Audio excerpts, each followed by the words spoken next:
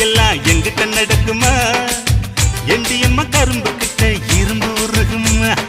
அள்ளி எடுக்கணும் மாமா உள்ள அனல் அடிக்குது ஆமா அவரை குடிப்போல் மாமா என்ன வீட்டில் சுத்தணும் ஆமா செந்தேனே என் மேலதான் சிந்தாதம்மா